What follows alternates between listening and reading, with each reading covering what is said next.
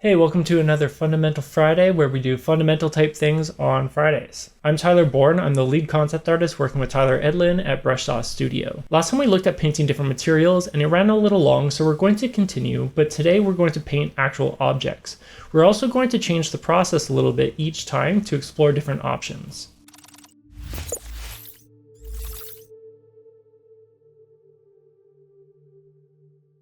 Okay, so we're going to start off by painting this box here, and the first one we're going to do is going to be all paint. So first I lay in just a solid color, and then what I'm going to do is use a hard round brush, but it's got some transfer, and I'm going to lay in just slight variations of hues and values so that really what I'm just doing is I'm not worried about lighting at all. I'm really just looking for the slight transitions of colors and values that we get in a wood grain. So I'm not getting too deep into the woods with like individual little striations of grain. I'm just looking for larger kind of background base type variations in the wood. So start off with these two here. And I'm using the lasso tool so that I can get kind of scribbly with it, especially because there are sort of longer strokes. I do like to sort of just get a little scribbly with it. Dial in the values a little bit to help me get some darker darks and some lighter lights. And just tweaking that. I'm spending a little bit of time on these first two because once I have these at a place that I'm happy enough with, once I start doing the other ones, I can just color pick from those first two. So the process sort of gets faster and faster the more that I go. So obviously just following the directions of the slats of wood for the different grain. And again, just keeping it broad strokes, not getting too deep into the woods yet. And then we do the other side, of course. You can see here I do start getting kind of scribbly with it. For whatever reason, it's like a tactile feel or whatever, or sensory type thing, but I like to scribble a bit when I paint, which is kind of weird. So now I'm applying sort of a second pass, I'd say, and I'm using a bit of sort of like a rake brush, just something that will give me some of those striations that wood grain has sort of easily, but this gets really heavy-handed very quickly. So what I'm doing is I'm going in with darks, but because it's such a strong effect so fast, I erase out a lot of it. A lot of this is like a push and pull. So I'll lay in some and then end up erasing most of it out. I do that with both darker tones and lighter tones, small shifts in the value. Now we start to get to lighting, so I'm going to have most of my light coming from the top here, so I'm lightening up everything with a hue saturation layer and just bringing up the values a little bit, and then I'm erasing out everything that is not the top out of the mask. And the mask is clipped to my silhouette layer. And then sort of doing the opposite, I want a bit more contrast there, but I don't want to make the top too light, so I'm bringing down the value of the rest of it. And once I clip that, then that gets applied to the silhouette as well. So now we've got a number 1 and a number 2 side. So now we're going to do the same thing with the darker side here, the shadow side, number 3. And this time I'm going to use a level adjustment layer. And one of the reasons for that is sort of the same thing as the hue set. I can bring down the value, but then I can also go into the different R, G, and B and adjust those. So I try out bringing in some blue for a shadow side to have sort of a warm, light, cool shadow, but I end up not liking it quite as much. So I actually kind of warm up the shadow, just taking some creative license there. And then of course, once we have that, some of our individual slats will have that third side as well, so they'll get some shadow. And there's some cast shadows happening too from some of the slats of wood casting shadows onto other ones. So the nice thing about having it as an adjustment layer, like a level adjustment, is I can just add to that mask. I can add or subtract from that mask. And then once I've got that, I can duplicate that layer and go in and add more ambient occlusion. So anywhere that would have darker shadows, I can apply more shadow to it just by duplicating that layer. Now, once I've got that, I'll start going in and painting, just trying to separate some of my sides. So adding some lighter sides to some of the slats of wood. And then I go in, and now I can start getting a little bit more detail-y with it, adding in a few little grains and that kind of thing. Hey, I wanted to thank you, Tyler B, for coming over onto the channel this week and giving everybody an awesome demo. And I wanted to let you guys know it's thanks to you and your generous support over on the Brush Sauce Patreon that we are able to make content like this possible. So of course we have links below for everything, as well as we are running, Tyler and I, the other Tyler and I, are running a group mentorship via Patreon as well. You guys can check availability on that. The newsletter, of course, has all that kind of info and upcoming release dates. With that said, I'll let Tyler get back and do his thing. Catch you guys later. And again, just trying to separate out some of the individual pieces. If they're starting to blend together too much, then we need to show those separations of the different slats, and that typically comes from form change. So adding a little bit of lightness to the top sides of our slats of wood, adding some little highlights here and there. It's getting a little, this is more kind of like later end game type stuff, but adding a few little grains of wood, just making sure I can kind of get it working the way I want to. It's sort of like a test right now. So now on the backside, again, I need to separate out some of these form changes. So I've got some top sides, some side surfaces, they're going in different directions. So I need to sort of separate all those out. They're all sort of the same value right now. And one of the ways I'm going to do that is by using bounce light. So in the shadow side, we'll get bounce light bouncing up into that area. So I'm going to say that I'll get most bounce light on the surface facing that side surface. We'll get a little bit more light than, say, the top surfaces. So just selecting out where I want the bounce light to affect the form. And once I've got that, I can paint that in using a bit of our environment color.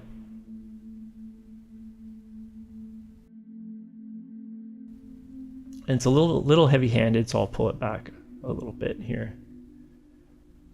But you can see that we start to get a little bit of separation happening in our forms.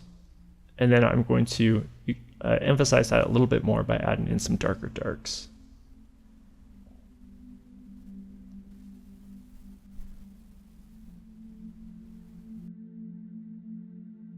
That surface there needs to get darkened as well. Starting to get there. Now this, I'm taking a little bit of creative license with it. You could argue that there might be some highlights there, but they probably wouldn't be this strong. I'm exaggerating it a little bit. Since this is a little bit more stylized, I'm pushing things a little bit more than they might get. Just add some highlights here and there.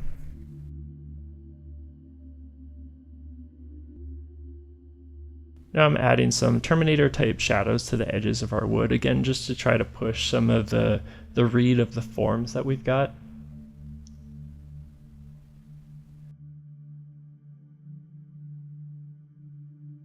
We're approaching the end now. This little area would get some ambient occlusion where this front wood slat meets the rest of the box.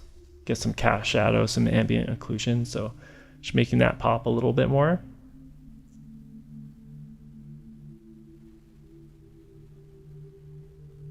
And of course we need some nails, so just quickly laying in some nails here.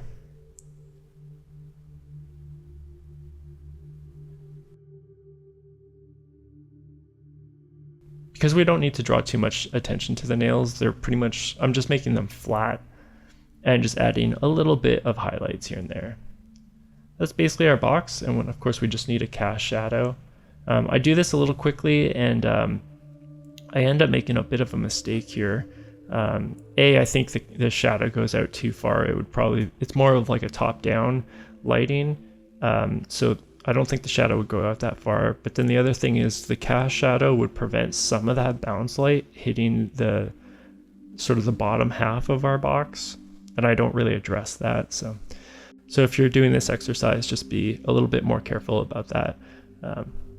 Unfortunately, some of this stuff just comes out a little imperfect sometimes.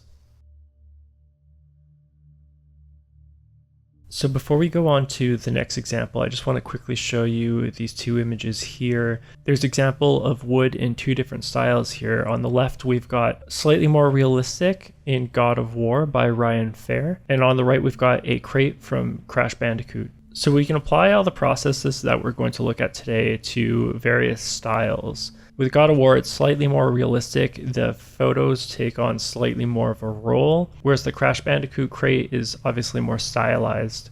So I'd say whatever goal you're going for, have a reference for that so you know what kind of benchmark you need to hit. So for the next one, we're going to do some rocks. And this time around, we're going to start with a photo texture.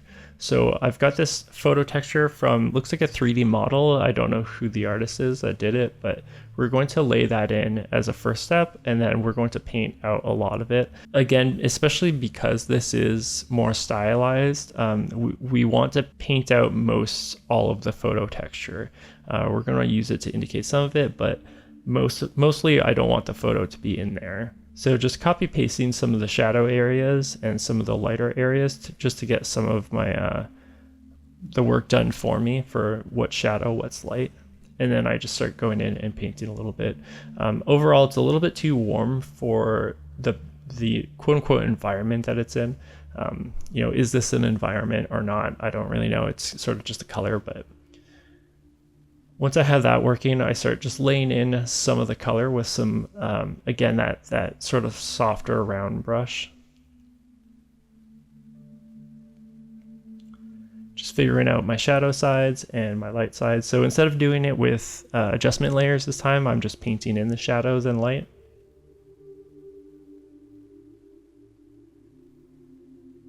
And just trying out a few different brushes here. This one that I'm using now is sort of a textury brush.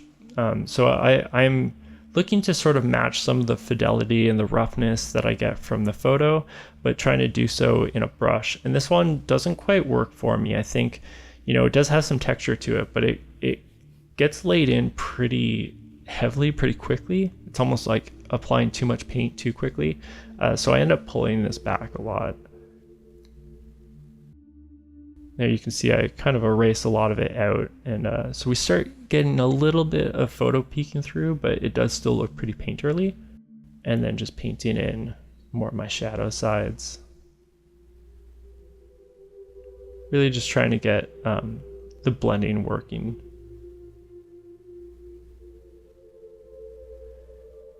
Getting a little bit of bounce light in my shadow side here.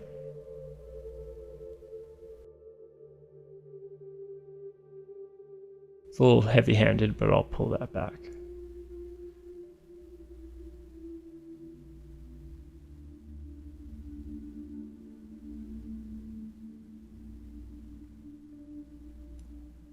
Getting some shadow and light on my smaller little rocks.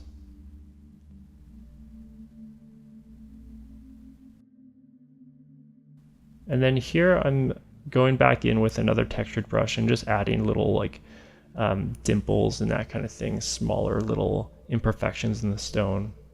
And then this is a big sort of like a watercolor brush. It's good for rock textures, and I lay that in. It's very unpredictable.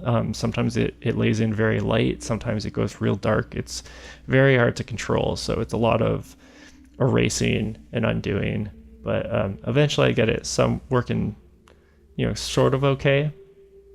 And so I'll just bring that whole layer down very lightly, warp it around the rock a little bit better. And then I do sort of a darker version, and then I duplicate it and make a lighter version, move it around a little bit.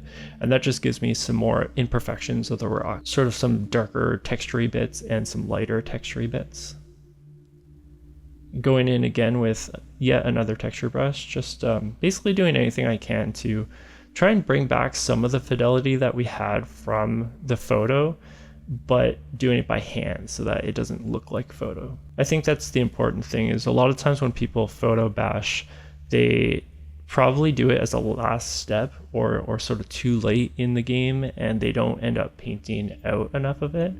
Especially if we're doing something stylized like this, it does need to be, you need to do a fair bit of painting after the photo goes in, and I would argue that you have to do that even if you're going for something a little bit more realistic, a little bit more high fidelity. You do need to sort of transition from the high fidelity of the photo into the rest of the painting. So at the very least, I think you need to have sort of a transition phase where you're painting over the photo a little bit, transitioning that into the sort of larger brushstrokes of the rest of the painting if you're doing a full scene.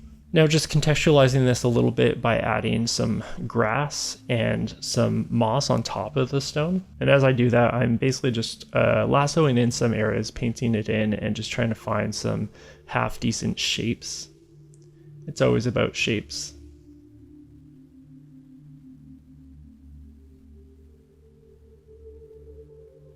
And of course, the grass and moss follow the same rules of lighting, so adding some light and shadow to those.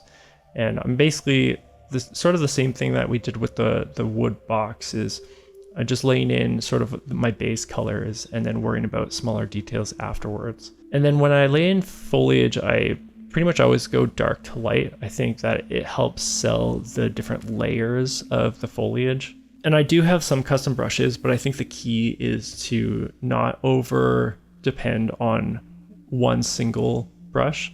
The stamp becomes very obvious. So I tend to lay in some of that to do some of the work for me. And then again, it's sort of about pushing and pulling. So like we did with the rock textures and some of the smaller striations of the wood, I'll lay it in and then sort of pull it back by erasing out a lot. Some areas you can leave as sort of like a hard edge, and then other areas you want to have blend in more smoothly. So it's really playing with different edges.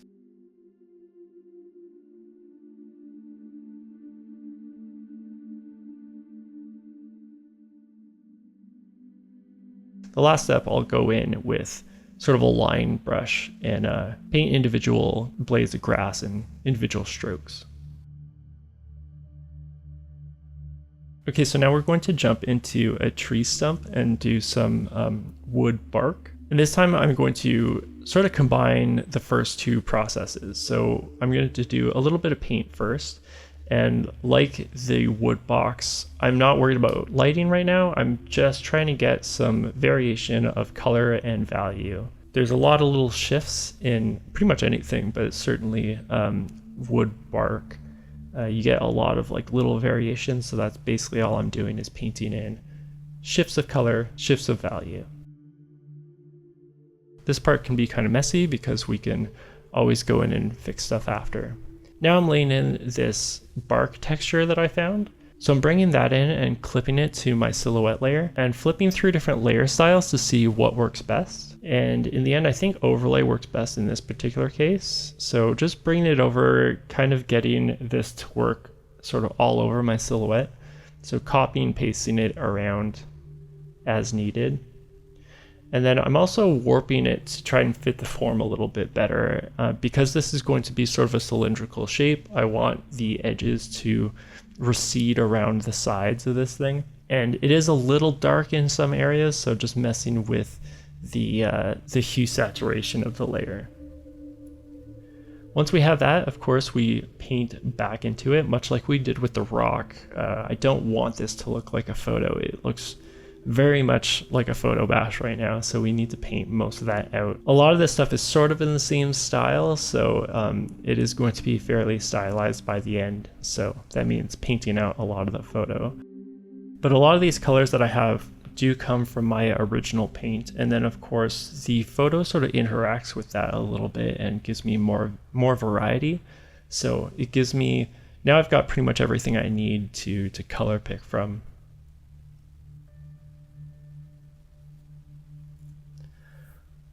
Still not super worried about lighting yet. I'm starting to have a few hints of it here and there, but I'll worry about that in a little bit. I'm still mostly looking at getting transitions going. Most of the transitions are going to be fairly smooth, and we can start getting into some of the harsher edges, the harder edges in a little bit. So now I'm going in with a multiply layer to lay in some shadow. So similar to what we did with the box, with the hue saturation layer, this time I'm just doing it with a multiply layer to make it darker. And then I do the same thing with the light. I do it as a color dodge layer. And the nice thing about having everything on a layer is if it gets a little heavy-handed, you can always pull it back. You can reduce the opacity of that layer. You can shift the hues. Now I'm going in and adding some bounce light to our shadow. The shadow side is a little bit darker, but of course we do get some bounce light to help lighten that up a little bit. So just bringing in some cooler colors helps show some of our environment here, bouncing into our shadow side. Now we're starting to get into some of the smaller details of the wood. Just again, sort of hand painting in some of those edges. We get some light catching some of the lighter sides of the edges, and of course that's casting some shadows there, some small ambient occlusion type stuff. And now I'm finding some of those smaller sections of bark are, they're getting a little too small and too repetitive, so I'm sort of trying to blend in some of them and sort of erase some of the hard edges between them all, making it sort of larger forms. Now, because bark is a pretty rough material, I'm going in with a textured brush just to, again, paint in some quick imperfections, some little darker pockmark type things where light wouldn't get to quite as much. And then I do the same thing with a lighter side, so painting in some lighter textury bits, and then just pulling a lot of it back, and I end up bringing the opacity of the layer down, blending it a little bit so that the lighter sides can kind of fade into the background layers. Now I'm going to go in and add some moss, and I admit that I'm not very happy with the way this came out, and I think a lot of it comes down to the fact that you can see that the top of my little stump here is not very defined. I didn't really figure out what's happening with the geometry. It's sort of a dome top, which wouldn't really happen. I wasn't sure if I wanted it to be sort of like an empty hollow of a stump. I didn't really want that, but it doesn't make too much sense to be too rounded. It doesn't seem very natural. I didn't resolve that problem before painting this in, and it sort of becomes problematic for me. So by the end, I still don't have it quite resolved as well as I'd like. So that's definitely one thing to figure out is as you're doing this, figure out what your forms are doing so that you actually know how to paint it, because you can't really paint something if you don't know what the form is doing. Because painting is basically just figuring out the shadow and light. Shadow and light indicates our forms, and if we don't know what the forms are, then that becomes problematic. So I'll struggle with that the whole rest of the time. And much like we did with the rock and the moss on the rock there a moment ago, just applying sort of a base coat to this foliage, and we're getting some shadow side, some light side. We get a little bit into the bounce on the shadow side there too. And now I'm going in and painting individual foliage and stuff like that. You can use brushes for this too. I'll bring some of those custom brushes in a little bit, but some of the actual plants, you know, things that have larger leaves, I'll paint in some of that by hand.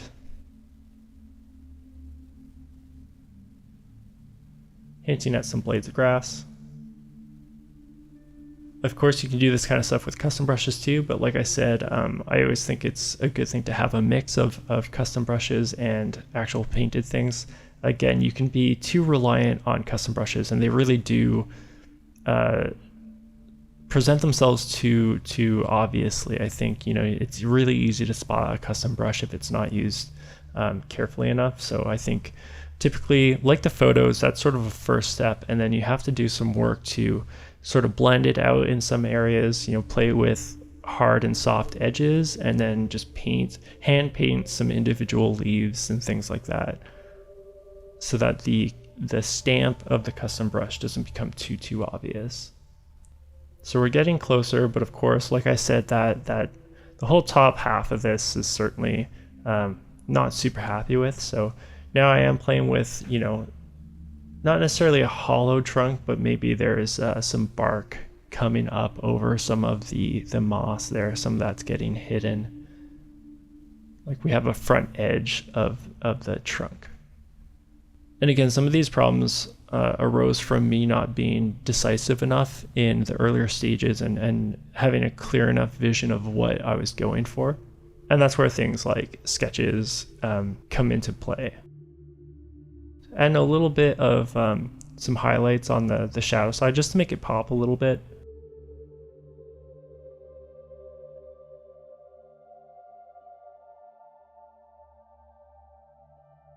Add in some highlights to some individual pieces of bark, make certain things pop and stuff. Again, just sort of highlighting some of the edges and showing some of the smaller individual detail-y kind of bits as we're getting near the end. And then one thing that really bothered me with this was, you know, bark can kind of start peeling in all directions, but because this is a stump, it felt like most of the sort of peeling should have been happening at the top, and a lot of it was sort of peeling down from the bottom side. So starting to play with a few pieces that are peeling up towards the top, and I think that, you know, sort of helps some of that mossy issue that I'm having with at the top of it. It starts to sell it a little bit better. As I said, by the end of this, I'm still not super happy with it, but that's okay. You know, not everything is going to be perfect. I think for demonstration purposes, this still works well enough for the process. And then, as I said, just do better planning than I did, and you'll have better results. Okay, so now we'll do sort of like a stone walkway. And the way that we're going to do this one is we're sort of going to hand paint a texture or material. I'm sort of using those terms interchangeably in this context, but the idea is to, instead of using a photo texture, we're just going to kind of paint our own photo texture and then photo bash in with our own hand painted surface. So again, I'm just looking for variations of color and value here, and then just playing with some harder edges, some smoother edges. And then I go in with that rocky texture brush again, just to give me some of that dappledness that stone has. Playing around with the overall hue. And then once I have that, I can just put that into place here. So transform and distort to give me my top surface. And realistically, I could get away with just doing this one as one skewed image, but I'm going to do each individual side as a separate one. This would be more important with, say, something like a wood grain where the texture has to go in a particular direction. Like, say, the wood box that we did, we could apply the same thing, and that would be a little bit more important for what goes where. But so I'm applying that idea here. I've got my top surface side, and then I've got my right hand side surface, and then my left hand side surface here. So once I distort those into place, I just use masks to get them where I want, and then because I've got those, I can just adjust the levels and the hue saturation of each. So earlier we did that with adjustment layers, hue saturation and level adjustment layers, and this time I'm just doing it to the layer itself. And then once we have the big main form, of course, individual stones would have shadow sides and light sides. So we start painting in some of those.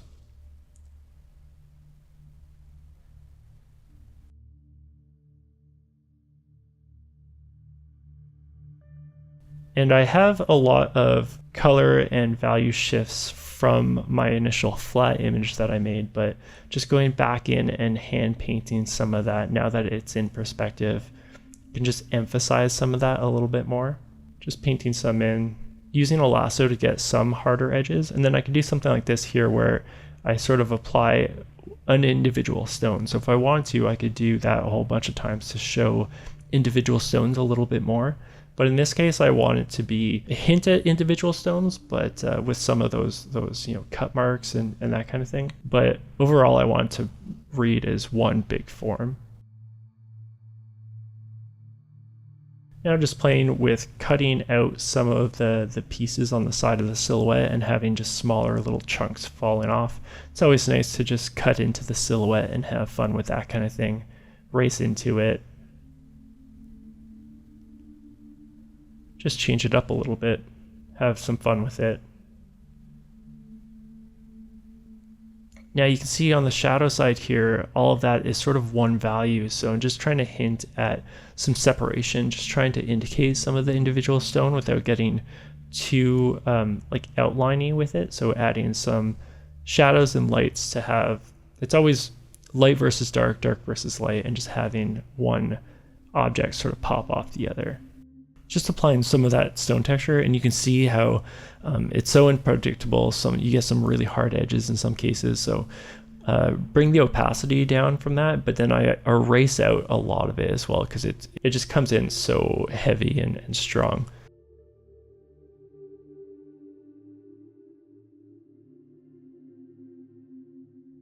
Now just painting some little highlights on the edges, the edges of the individual stones would catch some light.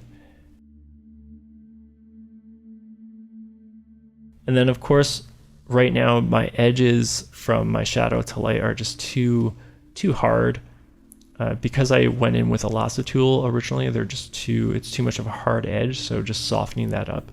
Especially if these are sort of old and worn stone, those edges would be softened and worn away with age. And just painting in a few little imperfections here and there. And a little cast shadow, and we'll call that one good enough. Now the last thing we're going to do is sort of a marble. So I'm going to start with a marble photo, and I'm going to do a median pass on it, just to, it sort of blurs it a little bit, make it feel slightly more stylized. And what I'm going to do here is hand paint a pattern. So we're going to have like a floor pattern, and same thing like what we just did, where we're going to do it flat and then skew it into perspective. We're doing that with a pattern now. So first I go in with just some solid black shapes. I'm not worried about the texture of that yet. It's going to be a black marble, but once I have the shape that I want, I can use that as a mask.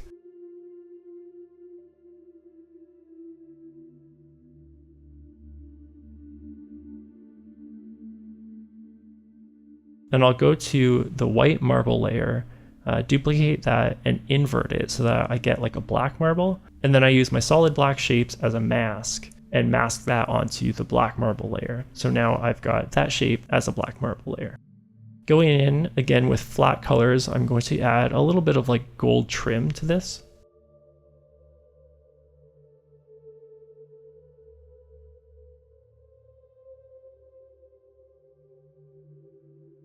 And that will give me the whole flat pattern. So once I've got that, I can skew those layers into place on my little floor segment here. So I've got my top surface, and then I duplicate my marble layer to the side surfaces, darken the number 3 side a little bit more. Then of course I've got some cleaning up to do because my layer is going outside of its surface.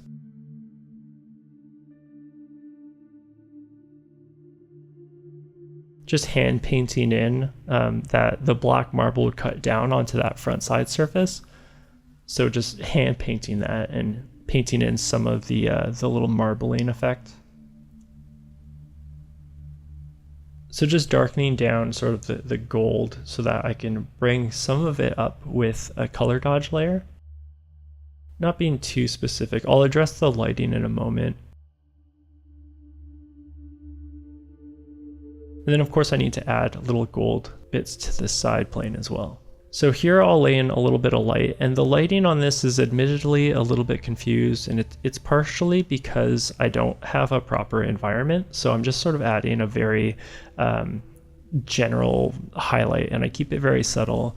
If this was a really polished marble, it would be highly reflective, and so the environment would be reflected into it. But because I just have the solid color, it doesn't sell it very well. You know, if I had like a light, a sconce or something above it, that would get reflected into the floor. But because I don't have that, I could reflect the blue background into it, but that wouldn't do a whole lot. So I'm sort of rendering it more in like a vacuum. It doesn't really make a whole lot of sense, but just for presentation purposes, I think it's enough to go off of, even if it's slightly incorrect. This gets a little cast shadow as well.